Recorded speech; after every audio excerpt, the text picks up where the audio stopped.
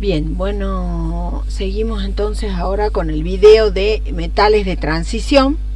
Le seguía a compuestos de coordinación. Vamos a analizar el caso de los metales de transición. Algo ya fuimos adelantando cuando desarrollamos la parte de compuestos de coordinación, porque estos metales tienen mucha tendencia a formar compuestos de coordinación. Bien, acá en esta diapositiva se destacan el grupo de los metales de transición. Debo aclarar, porque eso es importante, que ya en compuesto de coordinación se comentó que para que sea un metal de transición debía tener el subnivel D incompleto, o sea, la configuración D incompleta, desde D1 a D9.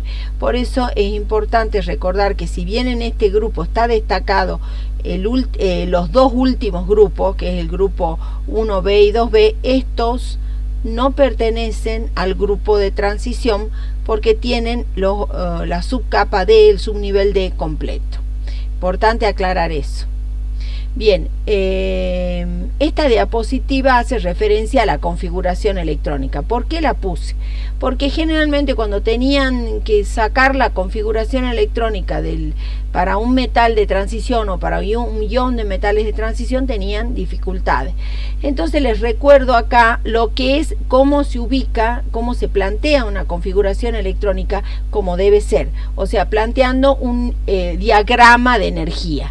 Por ejemplo, este es el diagrama de energía para el átomo de hidrógeno, que tiene un solo electrón, por lo tanto no tiene repulsiones interelectrónicas, y todos los niveles, los subniveles de los niveles están todos degenerados, o sea, tienen todos la misma energía.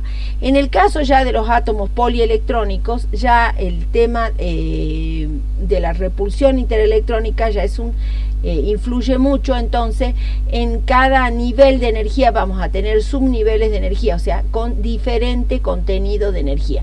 2S diferente de 2P, 3S diferente de 3P y diferente de 3D. Esta es la forma correcta de plantear una configuración electrónica, y no la forma esa que le enseñan generalmente en química general, que no está mal, digamos, aparece en la bibliografía, o sea, está aceptada, pero no les hace ver a ustedes que ustedes están trabajando con un sistema que tiene distintos niveles de energía y por lo tanto diferentes contenidos de energía en esos niveles. Entonces, en el caso, por ejemplo, del cuarto periodo, que es el que nos toca a nosotros analizar ahora, elementos del cuarto periodo, es importante destacar que acá se produce, cuando ya estamos en el cuarto periodo, empezamos ya tenemos, por ejemplo, lleno el orbital 3s y el 3p, y empezamos a llenar el 3d, ocurre lo que se llama una inversión de energía. O sea, en este caso hay mucha proximidad energética entre el subnivel 4S, que se empieza a llenar en el cuarto periodo, y el subnivel 3D. Entonces, lo que ocurre es que el 4S, lo que ocurre es que el 4S disminuye un poco en energía con respecto al 3D, y entonces cuando comenzamos a llenar con electrones, de los elementos del cuarto periodo, primero se va a llenar el 4S y luego se va a llenar el 3D. Entonces acá vamos a tener que tener en consideración que el subnivel más externo es el 4S. Por eso aquí lo dice bien. Primero se completa el subnivel 4S y luego el subnivel 3D. Los metales que siguen al calcio, ustedes ven en el cuarto periodo viene potasio, calcio, y que son potasio y calcio, que son metales alcalinos y alcalinos terros. Luego siguen los metales de transición en este cuarto periodo, y una vez que completamos los electrones correspondientes al potasio y al calcio, empieza a llenarse recién el subnivel 3D. Eso es muy importante conocer para poder determinar bien la configuración electrónica. Determinar bien la configuración electrónica, como yo les decía en compuestos de coordinación, determina mucho cómo yo puedo aplicar los fundamentos de las teorías de enlace metal-ligando. Entonces, a partir del escandio, o sea, tenemos luego del potasio, el calcio, el escandio, empieza a llenarse los orbitales D. Entonces, cuando se produce la ionización en estos átomos, los electrones que se pierden primero son los 4s y nunca por los electrones 3d. Siempre comenzamos por los 4s y no por los 3d. Entonces, una vez que perdemos los dos electrones 4e del subnivel 4s, entonces tenemos un ion con dos cargas positivas, recién ahí empieza a perderse los electrones del subnivel 3d. Siempre hay que recordar esto, que aunque tengan menor energía, que aunque se produzca una inversión energética entre 4s y 3d, cuando empiezo a llenar con electrones del cuarto período, siempre hay que recordar que el 4s es el nivel más externo, o sea, el más alejado del núcleo, y por lo tanto, cuando comienza la ionización, comienza por los electrones de ese subnivel. Bien. Hay otra cuestión que hay que tener en cuenta en cuanto a las configuraciones que yo les planteé en el caso del cromo y en el caso del cobre, que como los subniveles, eso vuelvo a repetir, 4s y 3d están muy próximos, cuando se producen, por ejemplo, se produce la posibilidad de llenar la capa 3d o semillenarla, o puede estar la capa completa o incompleta, o sea, con 10 electrones o con 5, tienden, como estos están muy cercanos energéticamente, tiende a producirse un salto, una promoción electrónica de 4s a 3d, para lograr, por ejemplo, completar un subnivel 3d con 5 electrones, o sea, en forma semillena, o con 10 electrones. Ese era el caso, les recuerdo, del cromo y del cobre. Bien, acá tenemos entonces un ejemplo, igual yo en la anterior presentación de compuestos de coordinación y en el video explico cómo se obtiene correctamente la configuración electrónica de los metales de transición. ¿Por qué insisto tanto con esto? Porque lo viven haciendo mal, o sea, esto ya es algo de la experiencia de trabajo que en la enseñanza, bueno, cuáles son los errores más frecuentes, y este es un error frecuente. Bien. Acá tenemos las tablitas que siempre presento en cada uno de los grupos de la tabla, y tengo que resaltar algunas cuestiones importantes. Acá tenemos, bueno, el número atómico de la primera serie. Nosotros nos vamos a focalizar en el estudio de la primera serie de transición. Y vamos a trabajar los métodos de obtención de los elementos que tengan mayor importancia industrial, o sea, los que van del del cromo al zinc. Estos son los que nos vamos a focalizar. Entonces hay algunas series de detalles acá importantes. Están el radio metálico. Fíjense que aquí se destaca en esta primera serie de transición que el radio va disminuyendo, avanzando en este periodo. Entonces se produce una disminución del radio, y fíjense qué notable que el cromo, el manganeso, el hierro y el cobalto y el níquel tienen radios muy parecidos. Eso va a tener consecuencias. Y también hay que hacer notar que esta disminución del radio se va haciendo notable desde el escandio hasta el cromo, luego prácticamente es constante, y finalmente se vuelve a incrementarse en el caso del zinc, que justamente yo les hacía notar que no es un metal de transición porque tiene el subnivel de completo. ¿Sí? Después vamos a ver las energías de ionización, que es otro detalle importante. Tienen, acá está la primera, la segunda, la tercera. Hay que hacer notar algo con respecto a eso, es que la diferencia entre el primer potencial, el segundo y el tercero, en el caso de los metales de transición, es pequeño, relativamente pequeño comparado con los metales representativos. Acá tengo un ejemplo, en el caso del aluminio, que, por ejemplo, la primera energía de ionización, ¿se acuerdan siempre que decíamos? La segunda es mayor que la primera, y la tercera mucho mayor que la segunda. Bueno, acá las diferencias entre el primero, el segundo y el tercero son mucho mayores que las diferencias que hay entre estos, entre el primera, segunda y tercera energía de ionización de los metales de transición. Acá hay un detalle importante que yo hago notar, que es que, por ejemplo, en el caso del cromo y el manganeso, la tercera energía de ionización del cromo está más o menos dentro del mismo orden que los anteriores elementos, y resulta que tiene un aumento muy notable acá en el manganeso, la tercera energía de ionización, que indica que el manganeso puede llegar a alcanzar el número de oxidación más 3. Y luego fíjense, en la tercera energía de ionización del hierro es mucho menor que en el manganeso. Estas energías de ionización, como decía, las diferencias no son tan grandes, por eso es que pueden adoptar relativamente fácil distintos números de oxidación. O sea, vamos a tener una tablita que se los voy a mostrar, mejor no una tablita, un esquema, donde se ve que tienen muchos números de oxidación. Estos elementos pueden alcanzar varios números de oxidación, y eso tiene consecuencias también en sus propiedades. Este aumento notable del número del potencial de ionización del tercer potencial de ionización del manganeso, hay que hacerlo notar. Esta marca se me movió acá, pero es para acá, es para esta, ¿sí? Es mayor que en el caso del cromo. También acá podemos hacer notar un aumento de la tercera energía de ionización del cobalto, y también en la tercera energía de ionización del cobalto y el níquel, ¿sí? Y en el caso del cobre también.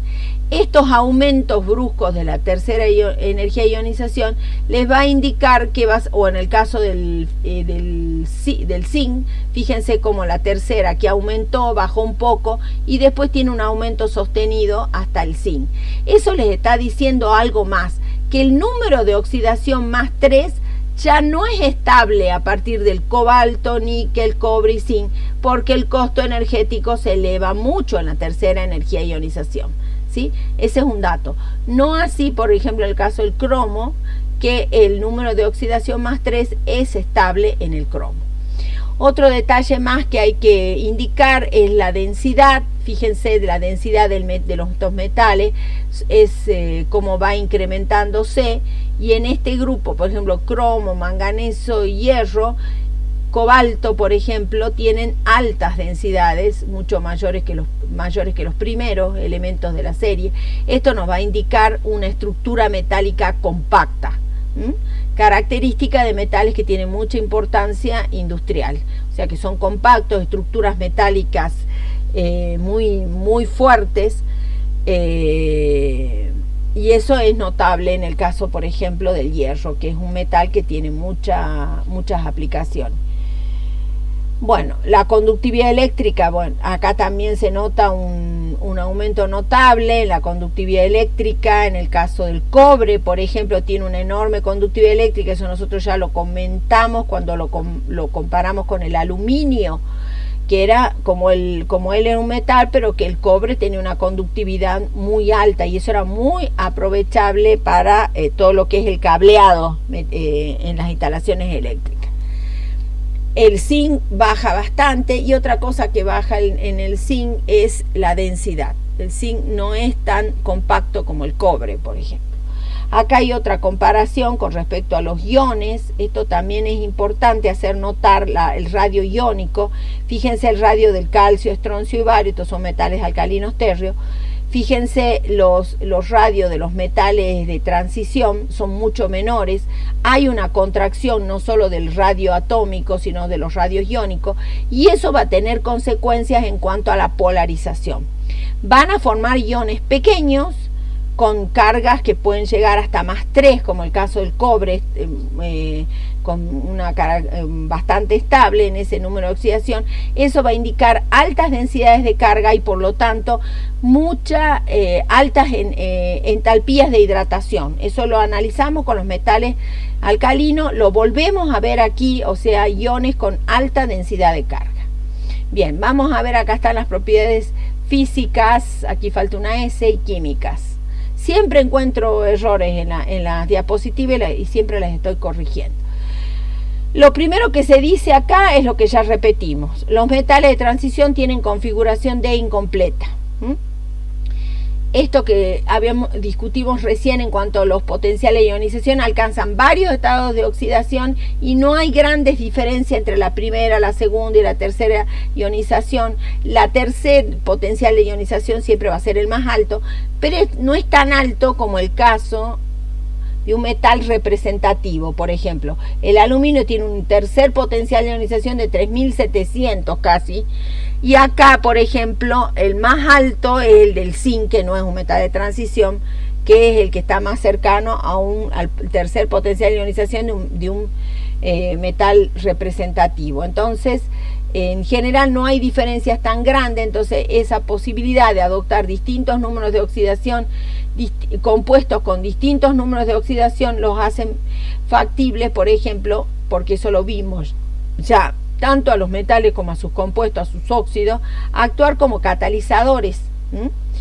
en general en estado sólido, en catálisis heterogénea, les recuerdo, y generalmente potenciando la superficie. Entonces utilizan estos metales siempre finamente divididos y soportados en algún material inerte como la sílica gel. Las propiedades metálicas están potenciadas. ¿Cuáles eran las propiedades metálicas que comenté? Por ejemplo, la conductividad eléctrica. Después, las altas densidades, que nos hablan de estructuras metálicas compactas. Eso también. Y por lo tanto, altos puntos de fusión. A ver si acá están los puntos de fusión. Bueno, acá está melting point, aquí punto de fusión. Vemos que tienen puntos de fusión elevados. Eso habla de estructuras metálicas compactas. Por ejemplo, aquí es notable el zinc, que es el que tiene menor densidad, es el que tiene menor conductividad y tiene un punto de fusión mucho menor porque su estructura no es compacta.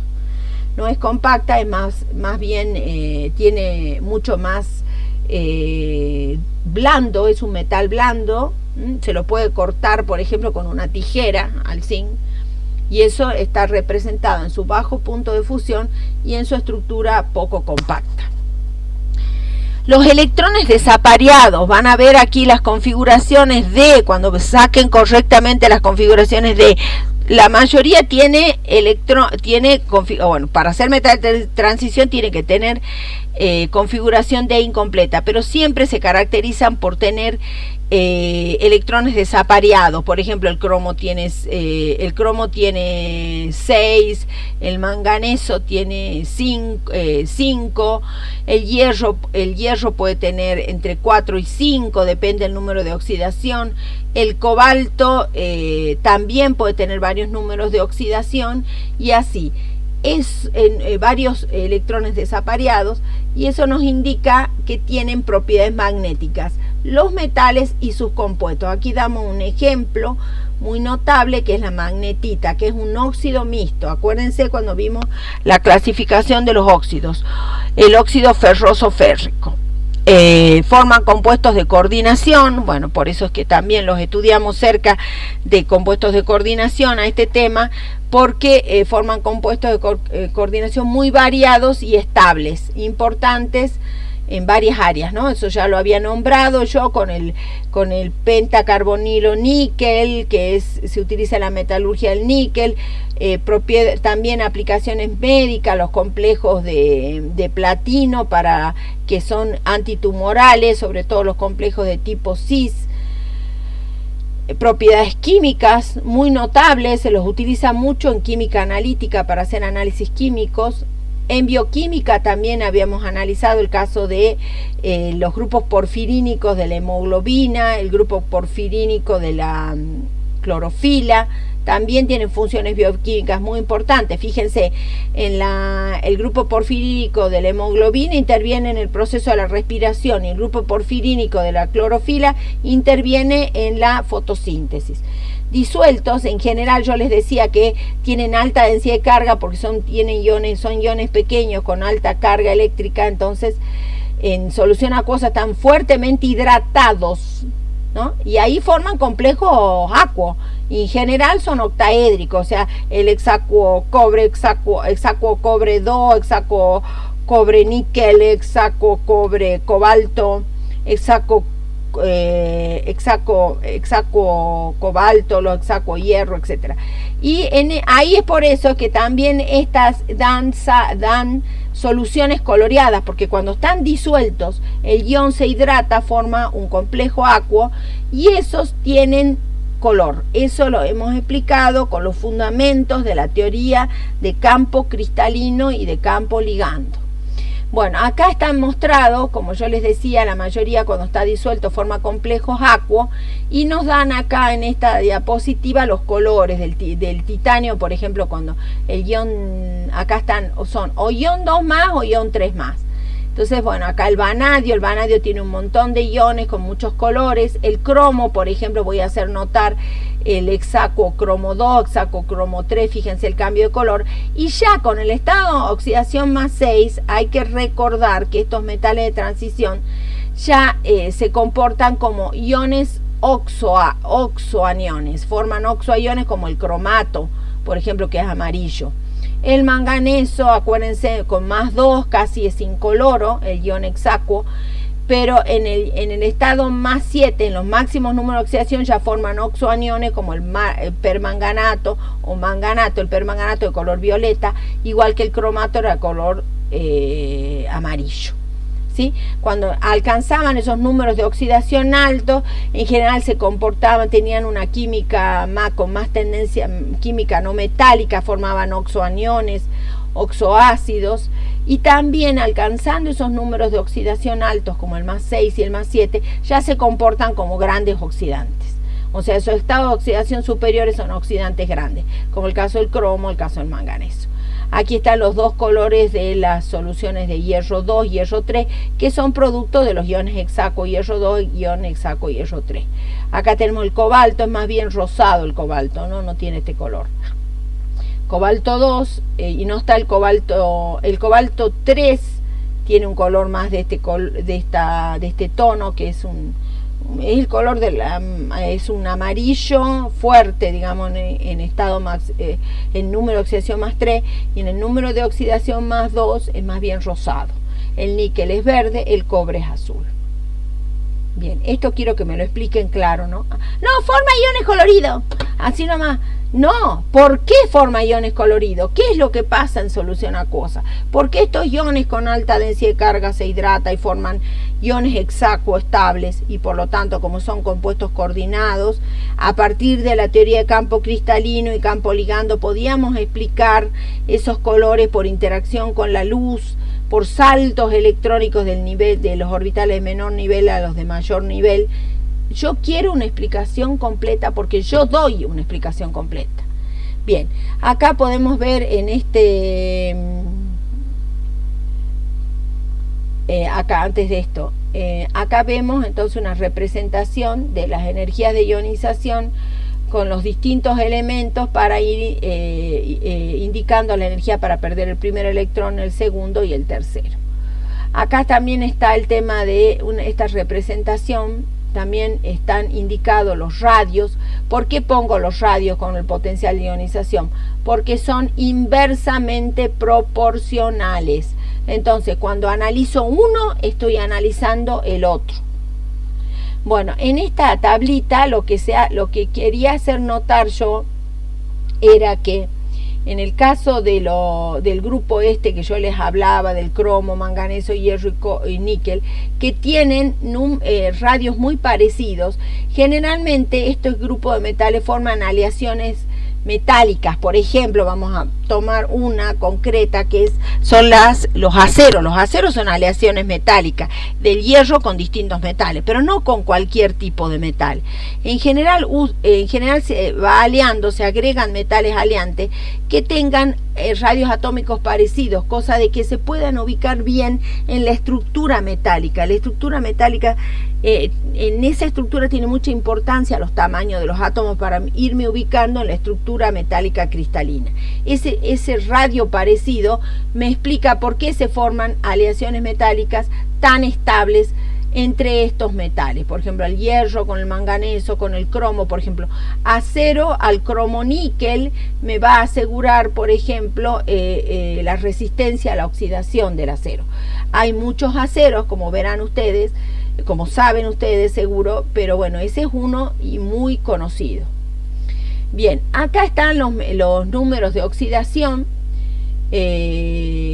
Fíjense que es notable que a medida que nos avanzamos desde el primer elemento hasta la mitad, que es el manganeso, vemos que hay un gran número de oxidación que luego, en el caso del hierro, a partir del manganeso, decrece la cantidad de números de oxidación posibles, quedando dos fundamentalmente posibles, en el caso el más 2 y el más 3, y por ejemplo en el caso de los rojos, acá se está indicando el número rojo, es la estabilidad.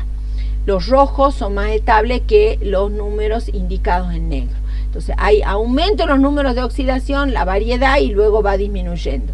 Eso tiene que ver también con porque a medida que paso desde la mitad de la serie para adelante, ya empiezo a ir completando el subnivel D y cada vez tengo más electrones en el subnivel D, y entonces si bien tengo cada vez más electrones, hay pocos números de oxidación que se empiezan a estabilizar.